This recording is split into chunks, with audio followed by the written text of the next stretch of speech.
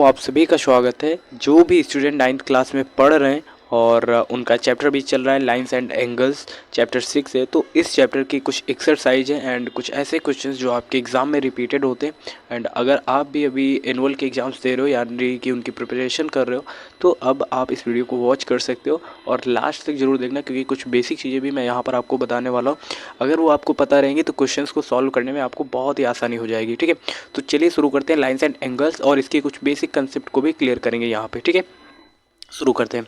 अब देखो, lines and angles की बात करें तो स्पेशली यहाँ पर बहुत सारी लाइंस होती हैं, बहुत सारे एंगल्स होते हैं। क्या आपने इसका बेसिक आपने पढ़ा है? जैसे अभी आप 9th में हो तो पहली क्लासेस जैसे 8th हो गया, 7th हो गया, 6th, इन सभी में आपने लाइंस के बारे में सीखा, एंगल्स के बारे में सीखा। लेकिन वहीं पर कुछ चीज़ें ऐसी होती हैं जो आप रिकॉल नहीं कर पा रहे होंगे, तो रिवाइज करने के बेस पर हम यहाँ पर बात कर लेते हैं। जैसे अब एंगल्स की बात करेंगे तो एंगल काफ़ी तरीके के होते हैं। ठीक है, जैसे यहाँ पर एक एक्यूट एंगल होता है। यहाँ पर हम किसकी बात कर रहे हैं? टाइप्स ऑफ एंगल के बारे में। किसकी बात कर रहे हैं? टाइप्स ऑफ एंगल के बारे में। ठीक है, क्लियर है कि नहीं? यहाँ पर पहला एंगल दिया गया है एक्यूट एंगल, जो कि यहाँ पर आप देख सकते हो डायग्राम में ये दिया गया है। क्लियर है कि नहीं? इसे कहते हैं एक्यूट एंगल।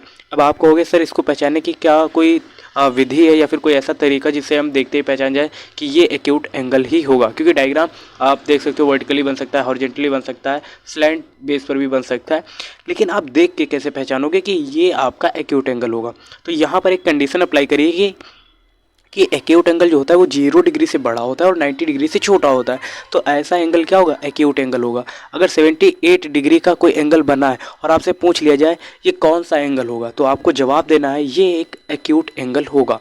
इसके अलावा जैसे आपके पास 60 डिग्री का एंगल दे दिया गया, तो 60 डिग्री एंगल कौन सा एंगल होगा? Acute angle. अगर आपसे रीजन पूछा जाए तो उसका रीजन यही होगा, क्योंकि ये 0 डिग्री से बड़ा है और 90 डिग्री से छोटा है। तो एक्यूट एंगल क्या होता है? 0 डिग्री से बड़ा होता है और 90 डिग्री से छोटा होता है। क्लियर है कि नहीं? उसके बाद सेकंड है हमारा राइट एंगल। क्या होता है? Right angle. अब आपके मन में डाउट आएगा कि राइट एंगल क्या होता है? स्पेशली राइट एंगल क्या होता है? वो 90 डिग्री का एंगल बना रहा होता है। कितने डिग्री का एंगल बनाता है? 90 डिग्री का एंगल। और ऐसे एंगल को हम राइट एंगल क्या क्या बोलते हैं? इस एंगल को राइट एंगल बोलते हैं। ठीक है, अगर आपको शोर आ रहा है तो प्लीज़ उसको अवॉइड करिएगा। ठीक है, तो अब राइट एंगल क्या होता है? तो राइट एंगल स्पेशली यहाँ पर एक एंगल 90 डिग्री का बनता है। कितने डिग्री का बनता है? 90 डिग्री का। यानी कि ये एक हॉरिजेंटल लाइन है और ये आपके पास वर्टिकली लाइन है। ठीक है, वर्टिकली और हॉरिजेंटली लाइन अगर परपेंडिकुलर है, वहाँ पर एक एंगल 90 डिग्री का है, देन आप उसको बोल सकते हो कि वो क्या होगा? वो होगा भाई साहब आपका राइट एंगल। ठीक है, राइट एंगल मतलब 90 डिग्री का जो भी आपको एंगल दिखे वो क्या होगा?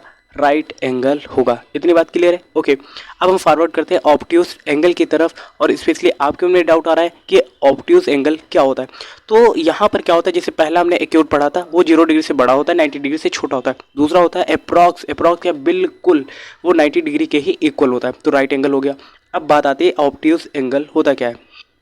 स्पेशली देखो, यहाँ पर ऐसा कोई एंगल जो 90 डिग्री से बड़ा है और 180 डिग्री से छोटा है, तो उसे क्या बोलेंगे? ऑब्ट्यूज एंगल बोलेंगे। क्लियर है कि नहीं? तो ये जो हमारे पास शेप बनी है ये ऑब्ट्यूज एंगल है। क्लियर है कि नहीं? ओके, अगर फिर भी डाउट आ रहा है तो जैसे मैंने एग्जांपल दे दिया आपको 120 डिग्री। ठीक है, अगर इतना कोई एंगल बन रहा है तो वो कौन सी कैटेगरी में आएगा? ऑब्ट्यूज एंगल की कैटेगरी में आएगा, क्योंकि ये 90 डिग्री से बड़ा भी है और 180 से छोटा भी है। तो आपको ऐसे याद रखना है, 90 डिग्री से बड़ा है और 180 से छोटा है, तो वो कौन सा एंगल होगा? Obtuse angle. यहाँ तक कहानी क्लियर है? धीरे धीरे देखो, अगर आप नोट कर रहे हो, प्रैक्टिस कर रहे हो, अच्छे से सुन रहे हो, तो एक साथ 3 तरीके से आप पढ़ रहे हो। एक तो सुन के, दूसरा लिख के, और तीसरा तो आप समझ रहे हो ना। तो 3 तरीके से यहाँ पर आप सीख रहे हो। और 3 तरीके से अगर आप एक टाइम में पढ़ाई करोगे, तो अगर 2 बार भी पढ़ लेते हो मतलब 6 टाइम्स आपने रिवाइज कर लिया। जितना आप रिविजन करोगे, जितना लिखोगे, जितना सुनोगे, डेफिनेटली आपको उसके बेनिफिट मिलेंगे। ठीक है, उसके बाद क्योंकि सीखने के तरीके 5 ही हैं। सीखने के तरीके कितने हैं? 5 हैं, जो कि आपकी इंद्रियां हैं। इंद्रियां जैसे माहौल में रहती हैं वैसा सीखती हैं। ठीक है ना? ये आपको याद रखना है। उसके बाद देखो, अब आ गया स्ट्रेट एंगल। अब स्ट्रेट एंगल क्या होता है? एक सीधी सी हॉरिजॉन्टल लाइन हो सकती है, वर्टिकली लाइन हो सकती है, स्लैंट लाइन हो सकती है। तो उनका एंगल कितना बनेगा? 180। जैसे अभी वर्टिकली लाइन खींचा तो इसका एंगल भी कितना होगा? 180 ही होगा। पी की शेप में बन रहा है जैसे। ठीक है, अब जैसे हमने स्लैंट लाइन खींची तो इस पर भी एंगल बनने वाला 180 होगा, क्योंकि ये भी तो स्ट्रेट लाइन है। मतलब स्ट्रेट लाइन का एंगल कितने डिग्री का होगा? 180 का होगा।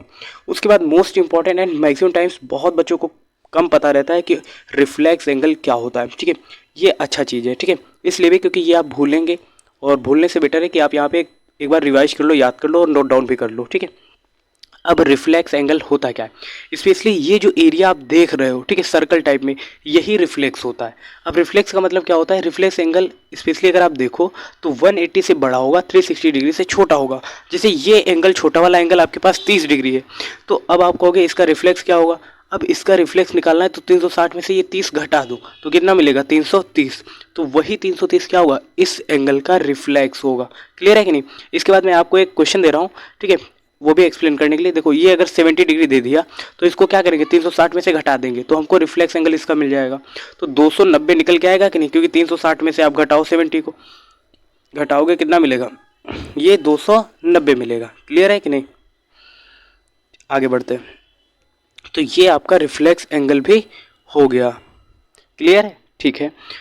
तो अब एक क्वेश्चन भी लेते जाओ ताकि आपको खुद से ट्राई करना है। यहाँ पर मैंने दे दिया ये 70 डिग्री, ठीक है, 70 वाला तो करा ही दिया है। तो इसके अलावा मान लेते हैं यहाँ पे आपको दे दिया 80 डिग्री, ठीक है। तो इसका रिफ्लेक्स आपको कमेंट बॉक्स में बताना है कि 80 डिग्री सेल्सियस यहाँ पे ये एंगल दे दिया गया है और इसका रिफ्लेक्स एंगल क्या होगा, ठीक है। आगे बढ़ते हैं। तो आपने acute angle, right angle, obtuse angle, straight angle and उसके बाद आपने रिफ्लेक्स एंगल के बारे में डिटेल में पढ़ा। अब हम लाइंस के बारे में भी कुछ बात कर लेते हैं, जैसे कभी कभी आप भूल जाते हो तो वो भी देख ले, ठीक है। देख लीजिए आप यहाँ पर अब यहाँ पर आ गया एक इंटरसेक्टिंग लाइंस, ठीक है। देखो गला खराब है तो थोड़ा सा आप मैनेज करिए। Intersecting line and non intersecting lines क्या होती हैं, स्पेशली यहाँ पर देखो इस तरीके से एक लाइन खींची और इसी के पैरेलल, यानी कि ये ऐसी लाइंस जो एक दूसरे को कभी भी इंटरसेक्ट नहीं करेंगी, वो क्या होंगी, नॉन इंटरसेक्टिंग लाइंस होंगी, जो कभी भी एक दूसरे को मतलब काटेंगे नहीं, कुछ ऐसा आप समझ सकते हो, ठीक है। तो ये क्या होती है, नॉन इंटरसेक्टिंग लाइन होती है, ठीक है। जबकि अब यहाँ पर आप देख सकते हो एक लाइन ये आर एस खींची हमने और दूसरी लाइन ये पी क्यू खींची, तो एक दूसरे को क्या कर रहे हैं, इंटरसेक्ट कर रही हैं। तो ऐसी लाइन जो एक दूसरे को काटती हैं, ठीक है, उन्हें क्या कहते हैं, इंटरसेक्टिंग लाइन। और ऐसी लाइन जो एक दूसरे को बिल्कुल भी नहीं टच करेंगी वो होंगी नॉन इंटरसेक्टिंग लाइन, ठीक है। और जो नॉन इंटरसेक्टिंग लाइंस होती हैं उन्हें हम पैरेलल लाइंस भी बोलते हैं। क्या बोलते हैं, पैरेलल लाइंस, ये आपको याद रखना है, ठीक है। तो पैरेलल लाइंस क्या होती है, नॉन इंटरसेक्टिंग लाइंस जो होती हैं वो पैरेलल लाइंस ही होती हैं। एंड यहाँ पर आपने ये चीज़ की जो कंसेप्ट थी उसको आपने क्लियर कर लिया है। और अब हम आगे बढ़ते हैं, ठीक है। आगे भाई साहब क्या बताया गया, पेयर ऑफ एंगल्स के बारे में बताया गया है। अब ये चीज़ भाई देख लो ध्यान से, क्योंकि ये इंपॉर्टेंट है, क्योंकि आपके एग्ज़ाम में ऐसे क्वेश्चन बनेंगे, ठीक है। एग्ज़ाम में क्या, अभी आपकी जो एक्सरसाइज है वहाँ पर ऐसे क्वेश्चन बनेंगे। तो अब देखना पेयर ऑफ एंगल्स, ठीक है। अब यहाँ पर ये एक्सप्लेन करना क्या चाह रहे हैं उसके बारे में देख लो भाई। यहाँ पे फिगर जो 6.6 बनाया गया है ये लीनियर पेयर ऑफ एंगल्स है, मतलब कोई एक स्ट्रेट लाइन है और उस पर ये एंगल्स बन रहे हैं। और वो स्ट्रेट लाइन है कौन सी, वो स्ट्रेट लाइन है आपकी भाई साहब ए बी। कौन सी है, ए बी। क्लियर है, ये आपको दिख रहा है ना, ए बी लाइन खींची और उसके ऊपर देखो आप इस तरीके से एक इंटरसेक्टिंग लाइन खींची गई है पॉइंट ओ से, ठीक है। ये सी क्या है, इंटरसेक्टिंग लाइन है कि नहीं, ध्यान से देखो, ठीक है। अच्छा जी, तो अब आपके मन में डाउट आ रहा है कि भैया आप बताना क्या चाह रहे हैं, देखो ध्यान से। अब ए बी जो कि स्ट्रेट लाइन है इस पर दो एंगल बन रहे हैं, एक ये एंगल बन रहा है, ठीक है, देखो एक एंगल ये बन रहा है और दूसरा एंगल कौन सा बन रहा है भाई, दूसरा बन रहा है दूसरी साइड, ठीक है। तो अगर हम इसको एंगल 1 मान लें और इसको 2 मान लें तो एंगल 1 और 2 का टोटल कितना होगा, कितना होगा, 180 होगा। अच्छा जी 180 ही क्यों होगा, 190 क्यों नहीं बोल रहे हो भैया आप, इसलिए क्योंकि देखो भाई, इसलिए क्योंकि ये क्या है, एक स्ट्रेट लाइन है और स्ट्रेट लाइन पर बना एंगल कितने डिग्री का होता है, 180 डिग्री का ही होगा, ठीक है। यहाँ पर दो एंगल बन रहे थे, दोनों का टोटल 180 होगा। अगर तीसरा भी कोई बनता तो उसको 3 मान के इसमें ऐड कर लेते, 1 + 2 + 3 = 180। अगर चौथा कोई एंगल बनता तो +4 कर लेते यहीं पे और इक्वल कर लेते 180, ठीक है। जितने एंगल्स होंगे उतनी उनकी वैल्यू कम आएगी और जितने कम एंगल्स बन रहे होंगे उनकी वैल्यू उतनी ही ज़्यादा आएगी। ज़्यादा का मतलब 180 से कम ही रहेगी। क्लियर है कि नहीं। तो यहाँ पर इसकी कुछ वैल्यू हो सकती है और दूसरे वाले की भी कुछ ऐसे फाइंड आउट करी जा सकती है। क्लियर है कि नहीं। अब आगे बढ़ते हैं। वही चीज़ यहाँ पे एक्सप्लेन करी गई है जो कि आप देख सकते हो, ठीक है। यहाँ पे मेंशन करा गया है, यहाँ पे मेंशन कैसे किया गया वो भी आप देख लो। ये देखो ए ओ बी और सॉरी इसके नीचे, ठीक है, यहाँ पर कहाँ हो गया भाई, ए ओ सी + बी ओ सी 180, ठीक है। समझ आया कि नहीं, ये मैंने एक्सप्लेन कर दिया है। देखो ए ओ सी ये था लाइन और उसके बाद बी ओ सी, इन दोनों का टोटल 180 कैसे आया ये मैंने अभी प्रूफ करके आपको बताया, ठीक है। उसके बाद आगे बढ़ते हैं। अब देखो यहाँ पर ये क्वेश्चन दिया गया, जैसे ये एक हमारे पास स्ट्रेट लाइन है और ये एक लाइन है। अगर एक एंगल 125 है और दूसरा कितना है 55, तो दोनों को टोटल करेंगे तो कितना आएगा 125 + 55, तो कितना आ रहा है 5 5 10 का 0 1 7 और 1 8 और ये 1 बचा 1, यानी कि 180 आ गया कि नहीं। तो यही चीज़ तो वहाँ पे एक्सप्लेन कर रहे थे कि एक स्ट्रेट लाइन है और उस पर जितने भी एंगल बनेंगे उनका टोटल कितना होगा, 180 ही होगा। और 125 55 आपने ऐड किया 180 मिला, यानी कि आपने आंसर की जांच भी कर ली, वेरीफाई भी कर लिया कि अरे हाँ जो हम अभी पढ़ रहे थे वो तो प्रूफ भी कर लिया भैया, यानी कि सही पढ़ा रहे हैं, ठीक है ना। आगे बढ़ते हैं। अब यहाँ पर कुछ adjacent angles with difference measure, ठीक है, यहाँ पर मेजर करके बताया गया है, जो आप पढ़ सकते हो, किताब आपके पास होगी। आगे बढ़ते, जो इंपॉर्टेंट है मैं वही आपको यहाँ पर प्रूफ करने की कोशिश कर रहा हूँ और आपको समझाने का प्रयास कर रहा हूँ। अब देखो भाई, एक यहाँ पर थ्योरम है और वो थ्योरम बहुत इंपॉर्टेंट है, लेकिन अगर आप वो थ्योरम भूल भी जाते हैं कोई बात नहीं, लेकिन अगर आप ऐसे ओरली याद रखेंगे तब आपका काम चल जाएगा, ठीक है। ओरली आपको पता होना चाहिए कि जाना कहाँ है। आप पता चले आप पर्चे में लिख रखे हैं कि अच्छा वहाँ जाना है और आपको पता ही नहीं है, ठीक है। आपको पता होना ज़रूरी है आपके पास पर्ची है या नहीं, उससे इंपॉर्टेंट नहीं है, क्योंकि आपको पता रहेगा तो आप किसी से भी पूछ लेंगे। पता चला आपको भी पढ़ना नहीं आता, पर्ची में लिखा है, आपने जिससे पूछा उसको भी पढ़ना नहीं आता, फिर दोनों की हालत ऐसी होगी, आप आगे समझ ही सकते हो, ठीक है। अब ये थ्योरम क्या बोलती है, if two lines intersect each other then the vertically opposite then angles are equal. अच्छा जी, अब मान लेते हैं ये लाइन्स कैसी है, पहले बताओ, पहले अभी बताया था कैसी लाइन है, इंटरसेक्टिंग लाइन से, गुड, ठीक है। ये अगर इंटरसेक्टिंग लाइन है तो देखो ऊपर एक एंगल बन रहा है, ध्यान से देखना, ये एक एंगल और इसके ठीक नीचे ये एंगल, ये कैसे होते हैं, अपोजिट वर्टिकल एंगल होते हैं, क्या होते हैं, या फिर वर्टिकली अपोजिट एंगल आप बोल सकते हो, वर्टिकली अपोजिट एंगल। और ऐसे एंगल क्या होते हैं, इक्वल होते हैं। यहाँ पे इसको लिखेंगे कैसे, देखो AOD और BOC इक्वल होगा, ठीक है। अब आप कहोगे अरे भैया बता क्या रहे हो, ये तो ऐसा कुछ हमने पढ़ा ही नहीं। देखो ये ऊपर AOD बन रहा है कि नहीं, AOD, और नीचे क्या बन रहा है, COB या फिर BOC, तो दोनों एंगल इक्वल होंगे क्योंकि अपोजिट वर्टिकल एंगल है। आगे की कहानी देखो, अब दूसरा एंगल ये वाला देखो और ये वाला, ये भी क्या है, अपोजिट वर्टिकल एंगल है। और इनको लिखेंगे कैसे, देखो यहाँ पे लिखा गया BOD, क्या लिखा गया है, BOD, ठीक है, ये वाला। और AOC और BOD क्या है, अपोजिट वर्टिकल एंगल है, तो ये भी इक्वल होंगे। और इसके ठीक ऊपर ये एंगल थे और इसके ठीक नीचे ये एंगल थे, तो ये एंगल इक्वल, क्योंकि अपोजिट वर्टिकल एंगल है। और ये 6.1 थ्योरम बोलते हैं कि अपोजिट वर्टिकल एंगल क्या होते हैं, इक्वल होते। इतनी कहानी क्लियर है। अगर ऊपर वाला 70 डिग्री है तो नीचे भी कितना होगा, 70। अगर ये वाला 110 है तो इसके ठीक सामने वाला भी कितना होगा, 110 ही होगा। यहाँ तक कहानी क्लियर है, क्योंकि ये अपोजिट वर्टिकल एंगल होते हैं और ये आपको याद रखना है, क्योंकि इनका उपयोग अभी आपके क्वेश्चंस में होगा कि अपोजिट वर्टिकल एंगल क्या होते हैं और किस तरीके से इक्वल होते हैं। और इसके लिए जो कि एक थ्योरम होती है कि अपोजिट वर्टिकल एंगल्स जो होते हैं वो इक्वल होते हैं, ठीक है, वो यही थ्योरम बोलती है। आगे देखो भाई, अपोजिट वर्टिकल एंगल हो गए कि नहीं। अब इसके आगे, ठीक है, ये क्वेश्चन आप कर लेना, ठीक है, आसान सा क्वेश्चन है, ठीक है। आगे बढ़ते हैं, करा दें ये क्वेश्चन, चलिए ठीक करा देते हैं, नहीं ट्राई करना, ठीक है, आप लोग एक बार ट्राई करना, ठीक है। जब इतना बेसिक आपको बताया गया फिर भी आप नहीं कर पा रहे तो कहीं ना कहीं कमी आपकी है। आगे बढ़ते हैं भाई, ये तो एग्जांपल्स दिए गए। 6.1 का पहला क्वेश्चन करते हैं और ये अच्छा क्वेश्चन है, हो सकता है आपके एग्ज़ाम में भी आ जाए, ठीक है। अब आप कहोगे आपको कैसे पता, यार एक्सपीरियंस जैसी भी कुछ चीज़ होती है, ठीक है। खैर कोई ज़रूरी नहीं आ जाए, ठीक है, आपको ये भी नहीं मान के चलना है हाँ यही डेफिनेटली आ जाएगा। अब इस क्वेश्चन को करते हैं भाई साहब। क्वेश्चन में बोला क्या गया, पहले आप वो देखो, lines AB and CD intersect at O, ठीक है। AB हमारे पास ये रही, CD लाइन ये रही, इंटरसेक्ट कर रही ये O पॉइंट पे, क्लियर है, बस भाई इतना तो हमको पता है।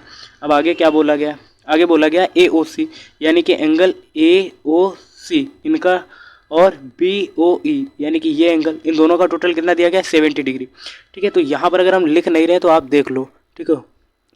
जो चीज़ें नहीं लिखते हैं वो जैसे यहाँ पे मेंशन है नहीं लिखेंगे कोई बात नहीं। एंगल AOC और angle BOE is equal to कितना दिया गया है, 70 डिग्री दिया गया है, ओके। इसके बाद क्या दिया गया है भाई, इसके बाद दिया गया है एंगल BOD 40, यानी कि भाई अगर आप ध्यान से देखें, अब तो सब मिटाना पड़ेगा, ध्यान से देखो भाई।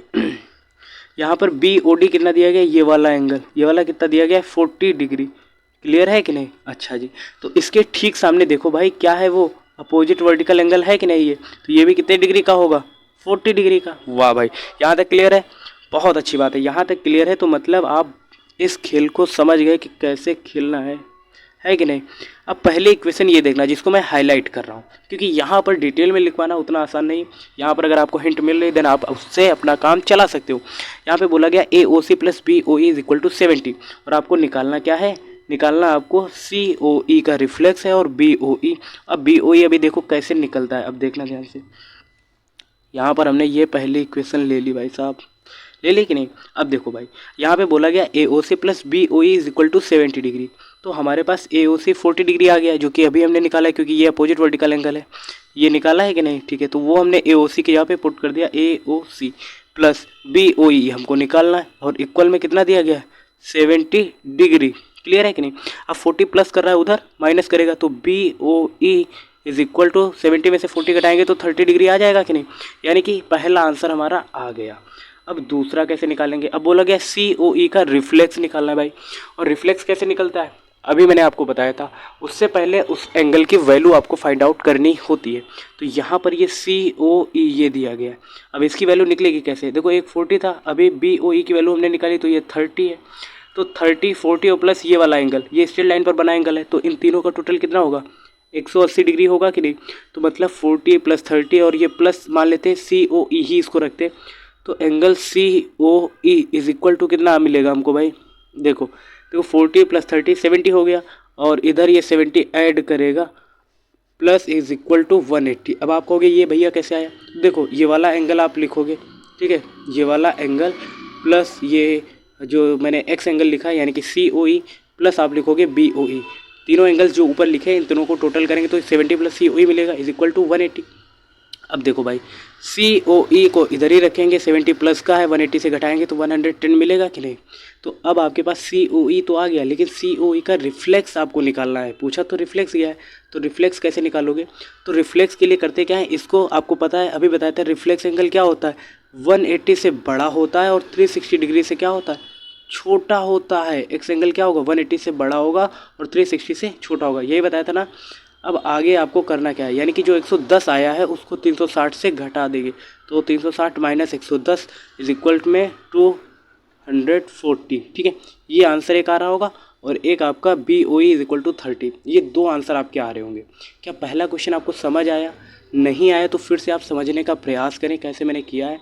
ओरली एक बार फिर से बता देता हूँ, हमारे पास बी ओ डी दिया गया था कितना 40 डिग्री, कितना दिया गया था 40 डिग्री। ठीक है, ये कितना था हमारे पास 40 डिग्री, तो इसका अपोजिट वर्टिकल एंगल ये भी 40, क्योंकि ये एंगल और ये एंगल का टोटल 70 डिग्री था, तो 40 और ये कितना होगा 70 बनाने के लिए तो 30 होगा, तो 40 प्लस 30 हो गया।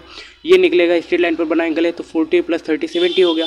तीनों का टोटल 180 होगा, तो 70 में 110 जोड़ेंगे तो ये कितना हो जाएगा 180। और चूँकि सी ओ ई का रिफ्लेक्स चाहिए, तो सी ओ ई को हम क्या करते हैं 360 डिग्री से घटाएंगे, तो 360 डिग्री माइनस 110 करेंगे तो हमें मिलेगा 240।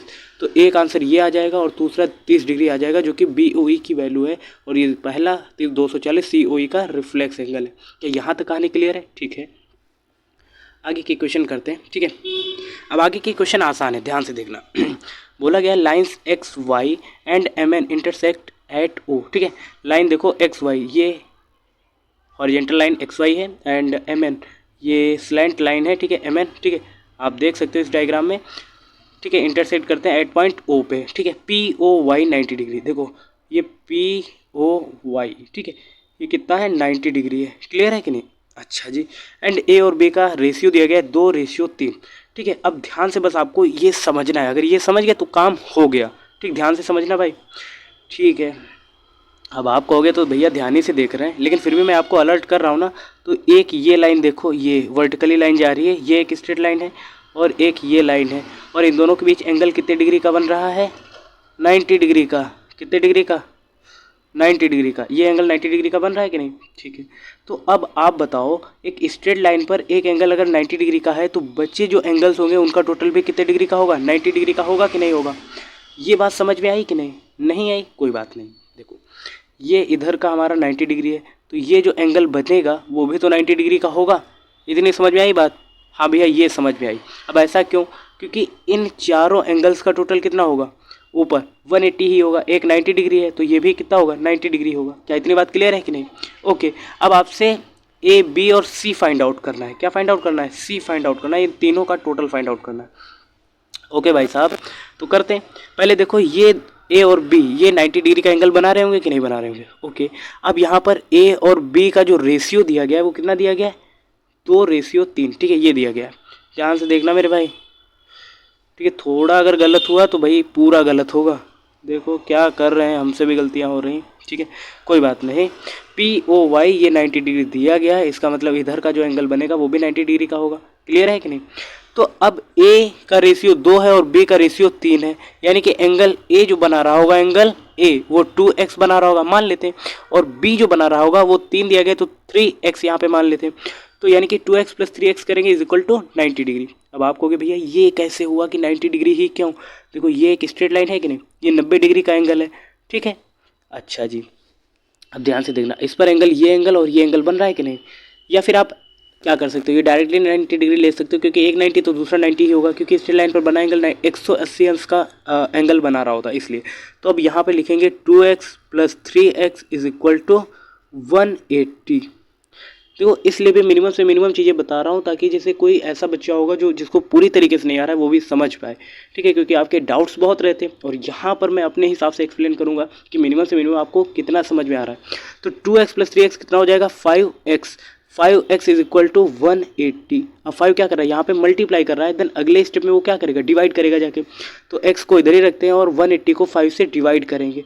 तो 180 को 5 से डिवाइड करेंगे या फिर ऐसे, तो कितना आएगा, 5 3 जा 15 हो जाएगा, कितना बचेगा, 3 बचेगा, ठीक है, सॉरी, ठीक है 3 बचेगा। तो 5 6 जा 36 हो जाएगा, 5 6 जा 30 हो जाएगा ना। तो यानी कि x की वैल्यू कितनी आ जाएगी, 36 डिग्री आ गई, ठीक है। तो चूंकि a की वैल्यू कितनी होगी, 2x हमने माना था, तो 2 इंटू 36 करोगे तो 72 निकलेगा कि नहीं, और 3 इंटू 36 करोगे तो कितना आ जाएगा, 108 आ जाएगा। यानी कि ये दो आंसर आ रहे होंगे। उसके बाद c की वैल्यू कैसे निकालेंगे, अब देखो भाई पहला दूसरा समझ में आया कैसे निकलेगा, ठीक है। अब इसके बाद भाई c कैसे निकलेगा, देखो एक तो 36 आया, दूसरा कितना आया 100 यार पहला तो 72 आया था, ये 72 आया और ये 108 आया। ये तो यार कुछ ज़्यादा नहीं आ गया, ये कुछ गलत हुआ है ना। ठीक है, देखते हैं कहाँ पे गलती हुई है। अब c की वैल्यू कैसे निकालेंगे, देखो ये 108 तो ये भी कितना होगा, 108 होगा। क्लियर है, आई होप कुछ मिसअंडरस्टैंडिंग हुई है। हाँ भाई, मिसअंडरस्टैंडिंग क्या हुई है, उसको हमें 180 के इक्वल में करना नहीं था, ठीक है, ये मिसअंडरस्टैंडिंग हो गई। यहाँ पर a को 2x माना था तो 2x plus 3x is equal to 90 degree करना चाहिए था, ये गलती हो गई, क्योंकि ये दो एंगल 90 डिग्री के एंगल होंगे, ठीक है। तो 2x प्लस 3x कितना हो जाएगा, 5x is equal to 90 degree. And अब x की वैल्यू क्या मिलेगी, 5 × 5, क्योंकि 5 डिवाइड कर रहा है, मल्टीप्लाई कर रहा है, उधर डिवाइड करेगा, 5 8 जा, यानी कि x की वैल्यू 18 आ गई, ठीक है। तो a की वैल्यू कितनी आएगी, 36 आएगी, और b की वैल्यू आएगी 54, ठीक है। तो ये एक 36 आ गई, दूसरी 54 आ गई, और इसका अपोजिट वर्टिकल एंगल ये रहा तो ये भी 54 होगा। ये एक स्ट्रेट लाइन है तो इन दोनों का टोटल कितना होगा, 180 होगा। तो ये 54 है तो ये कितना होगा, 122, यही होगा क्या, 122 नहीं यार 126 होगा, ठीक है। ये 54 था तो ये 126 होगा, ठीक है। तो इस तरीके से ये भी आंसर आ गया। a की वैल्यू कितनी आ गई थी, 36 और b की वैल्यू 54, ठीक है। तो अब आंसर आ रहे होंगे, ठीक है, आपको थोड़ा सा समझना है, ठीक है, एक बार फिर से ट्राई करना है, ठीक है। देखो आपको समझाते समझाते कभी कभी गलती हो जाती है, ये 90 डिग्री आपको बता रहा था बार बार, तो वही 180 एक बार लिख गया और गलत हो गया, ठीक है। थोड़ा सा आपको समझना है। आगे बढ़ते हैं, तीसरा क्वेश्चन क्या बोला गया है भाई, पी क्यू आर इक्वल है पी आर क्यू के। अब देखो भाई ये डायग्राम अच्छा है और काफ़ी रिपीटेड क्वेश्चन है, आपको खुद से ट्राई करना है। पी क्यू आर, अब देखते हैं भाई पी क्यू आर और पी आर क्यू, ठीक है। अब ध्यान से देखना भाई किन एंगल्स की बात हो रही, पी आर क्यू, ये दोनों एंगल्स क्या हैं, इक्वल है, ये एंगल इक्वल है, अच्छा जी। और पी क्यू एस और पी क्यू एस, ये बाहर वाला एंगल और ये इधर बाहर वाला एंगल, ये दोनों प्रूफ करने। अब करना कैसे, जो चीज़ें दी गई हैं उनको पहले समझो, ठीक है, जो नहीं दी गई उनकी अब हम बात कर लेते हैं। प्रूफ क्या करना है, ये बाहर का एंगल है, ठीक है, पी क्यू एस, और कौन सा एंगल बन रहा है, पी आर टी, ये इक्वल दिखाना है। तो भाई करना आपको कुछ स्पेशल नहीं है, ये एक स्ट्रेट लाइन मान के चलना है, और ये एक एंगल है, ये एक एंगल है, तो इन दोनों का टोटल कितना होगा, 180 होगा। तो आप लिखेंगे पी क्यू एस प्लस लिखोगे पी क्यू आर, ठीक है, पी क्यू आर, ठीक है, इक्वल में 180। पहली इक्वेशन बन जाएगी। दूसरी, ये भी एक स्ट्रेट लाइन है, इस पर एंगल एक ये बन रहा है, ये एक एंगल बन रहा है, तो आप लिखोगे P Q P R T, ये बाहर वाला एंगल, ठीक है, पी आर टी प्लस आप लिखोगे पी आर क्यू, ठीक है, P R Q is equal to 180, ठीक है ना। यहाँ तक क्लियर है कि नहीं। अब देखो बोला गया है पी क्यू आर, ये पी क्यू आर ऊपर लिखा है, दूसरा पी आर क्यू ये लिखा है, तो ये दोनों एंगल क्या है, इक्वल है, ठीक है ना, बस ध्यान रखना। अब देखो भाई दोनों के पास वैल्यू सेम है, दोनों के पास वैल्यू क्या है, ये भी 180 है, इनका भी टोटल और इनका भी टोटल क्या है 180। तो पी क्यू एस, देखो P Q S plus P Q R equal हो जाएगा किसके, देखो यार सब गड़बड़ हो गया, P Q R plus P Q S is equal to 180 था, ठीक है। उसके बाद लिखा था P R T plus P R Q is equal to 180, ठीक है। अब दोनों को कंपेयर करेंगे तो ध्यान से देखना, 180 तो कैंसिल आउट हो जाएगा, ठीक है। तो बचेगा ये इक्वेशन इक्वल में ये इक्वेशन, ओरली ये दोनों इक्वल है तो आप लास्ट में लिख सकते हो पी क्यू आर इक्वल हो जाएगा पी आर टी के, ठीक है। हो सकता है आपको समझ ना आया हो, लेकिन आप समझने का प्रयास करना। अगर आप ऐसे भी लिख लोगे ना, पहली इक्वेशन और दूसरी इक्वेशन को इक्वल में कर लेना, क्योंकि इनका भी टोटल 180, इनका भी टोटल 180, तो इक्वेशन फर्स्ट इक्वल में करना, इक्वेशन सेकंड, तो 180 तो कैंसिल आउट हो जाएगा और P Q R equal P R T बचेगा आपके पास, ठीक है। उसके बाद थर्ड ये फोर्थ क्वेश्चन करते हैं। यहाँ पे बोला क्या गया है, X plus Y is equal to W plus Z, then आपको प्रूव करना है A O B is a line, A O B is a line. तो भाई साहब आप करोगे क्या, कर क्या सकते हो, ए ओ बी लाइन आप तभी प्रूव कर सकते हो, इसका कहने का मतलब है इन दोनों का टोटल कितना होगा 180, क्योंकि लाइन जो होती है वो ऐसे लाइन होती है और उन पर बनने वाला एंगल कितने डिग्री का होता है 180 का। तो देखो यहाँ पर सारे एंगल्स अगर आप ऐसे मैच कराओ तो यानी कि 360 डिग्री बनेगा कि नहीं, इतनी बात समझ में आएगी नहीं समझ में आई भैया। यानी कि देखो ये एक स्ट्रेट लाइन, तो एक्स प्लस वाई करेंगे 180, डब्ल्यू प्लस जेड करेंगे तो 180 होगा कि नहीं, ठीक है। तो आपको पता है ये एक सर्कल मान के चलते हैं और एक्स प्लस वाई, देखो यहाँ पे एंगल कौन कौन से बन रहे हैं, देखो इन सारे एंगल्स का टोटल कितना होगा 360 डिग्री होगा कि नहीं, यानी कि एक सर्कल बन जाएगा इन सबको अगर जोड़ेंगे, और सर्कल के जो अंदर एंगल बनता है वो 360 डिग्री का ही होता है। यानी कि सबको आपको जोड़ना है, क्या करना है, पहले एक्स एंगल आया है, फिर वाई एंगल आया है, फिर एक्स वाई, फिर डब्ल्यू एंगल आया, फिर जेड एंगल आया, इन चारों का एंगल की टोटल कितना होगा 360 डिग्री। क्लियर है कि नहीं।